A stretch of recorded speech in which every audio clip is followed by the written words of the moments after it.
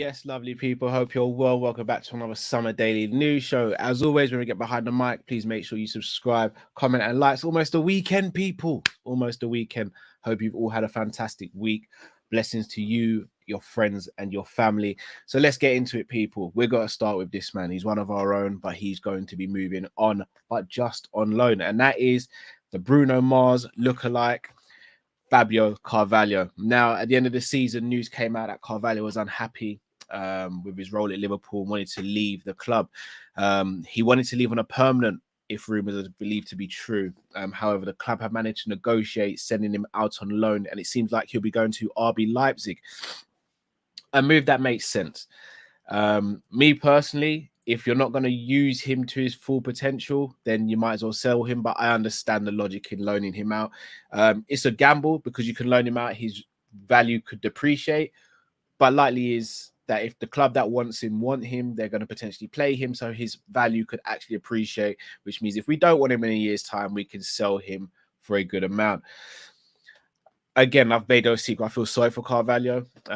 Left Fulham with the expectation of playing a decent role for Liverpool, and he got barely any minutes last season. His development was stagnated, and you can understand the frustration of the player. But I do think this is a move that suits a lot of people.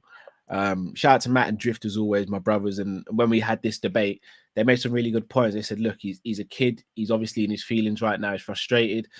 Maybe him going out on loan is a good thing, and then maybe we can reassess things. I hear where they're coming from. I really do.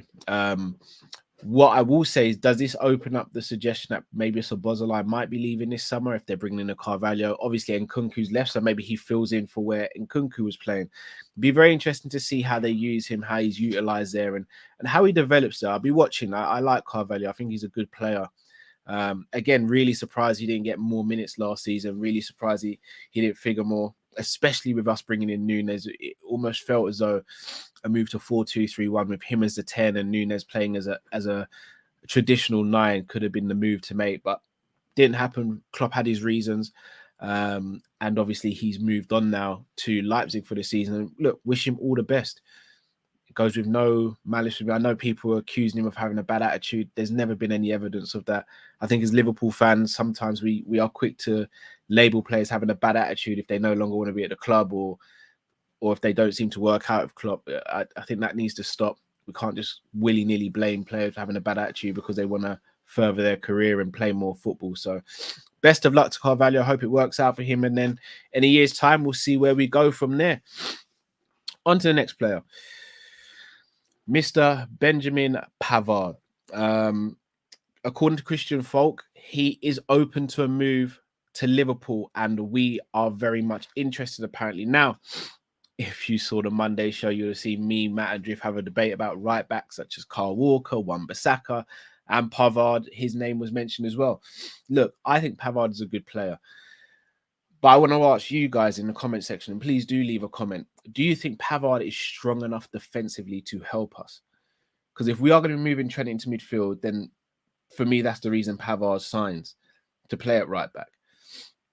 Do you think he's strong enough defensively to cope with the rigors of the Premier League and to go up against some of the wingers we have in this league and some of the wide players? I'm not fully convinced. Another thing that I want to touch on as well is apparently he wants to leave Bayern Munich because he wants to play centre-back more. If that's the case, does that suggest Matip or Gomez moving on and him becoming third-choice centre-back, covering Ibu? If that were the case, does that mean Trent stays at right-back? There's a lot of variables here. I'd love to know what you guys think. I don't see him playing as a centre-back. I think he can play as an emergency centre-back or be one of 5. But I think if you have him, he plays as a right-back. And I think that sorts that issue out for the time being. Again, I think he's good. I don't think he's amazing or great. I think there are better players out there, but he's not rubbish, and he helps us in that position if we are going to be playing him right back. So I'll be really intrigued to see what you guys think about Benjamin Pavard in terms of his defensive strengths and weaknesses, where you think he'd be utilised if he was to join Liverpool, and what you think that might mean for other players such as Trent in terms of position-wise, and Gomez and Matip in regards to their squad status. So let me know in the comments below. On to this man now. Mr. Thuram. son of legendary Lillian. Again, been linked with Liverpool all summer. He is currently at the Euros. Was partnering someone else who's been linked with a move to Liverpool, and that's Manu Kone. And they both had a good game. From what I've been told, I wasn't able to watch the game. I was at work. But from what I've been told, they both had a good game. Apparently, according to Neil Jones, shout out to Neil Jones, been on the channel before and really good guy. There is yet to be an agreement between Nice and Liverpool for Kefren Thuram. Again, no disrespect me saying this, but that's not new news. That if there was an agreement, we'd have known by now.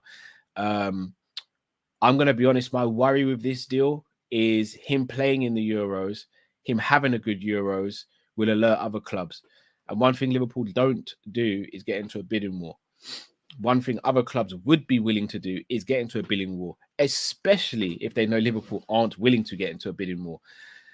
For me, if this deal was going to get done, it should have been done before the Euros.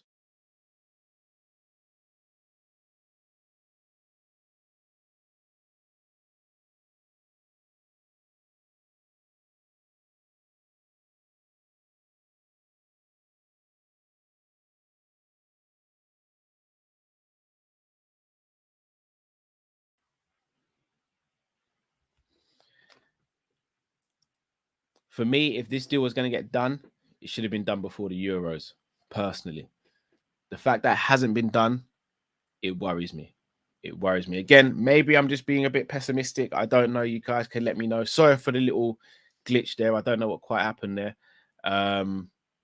But yeah, I do think we should have tried to wrap this up from ages ago.